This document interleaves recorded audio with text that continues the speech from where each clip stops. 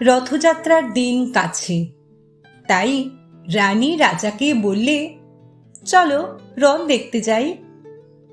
রাজা বললে, আচ্ছা। ঘোড়াশাল থেকে ঘোড়া বেরোলো, হাতিশাল থেকে হাতি, ময়ূরপঙ্খী যায় সারি সারি, আর বল্লম হাতে সারি সারি সিপাই সান্ত্রী, দাস দাসী দলে দলে পিছে পিছে চলল।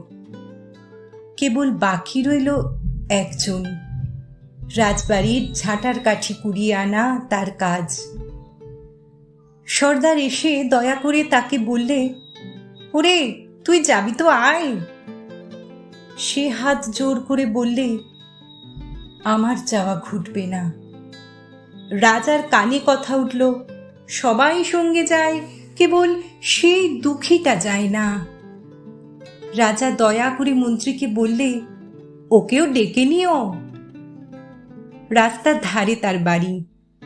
হাতি যখন সেইখানে পৌঁছল, মন্ত্রী তাকে ডেকে বললে, ওরে দুঃখী, ঠাকুর দেখবি চল। সে হাত জোর করে বলল, কত চলবো? ঠাকুরের দুয়ার পর্যন্ত পৌঁছই এমন সাধ্য কি আমার আছে? মন্ত্রী বললে, ভয় কিরে তোর, রাজার সঙ্গে চলবি।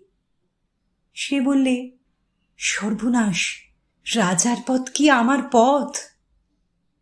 মন্ত্রী বললে, তবে তোর উপায়? তোর ভাগ্যে কি রথযাত্রা দেখা ঘটবে না?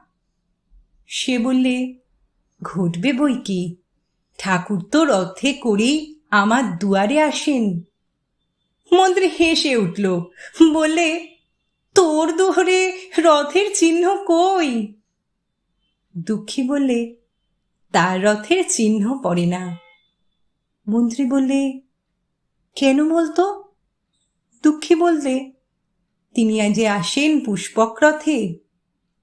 মন্ত্রী বললে, কই রে সেই রথ? দুঃখী দেখিয়ে দিলে, তার দুয়ারের দুই পাশে দুটি সূর্যমুখী ফুটে আছে।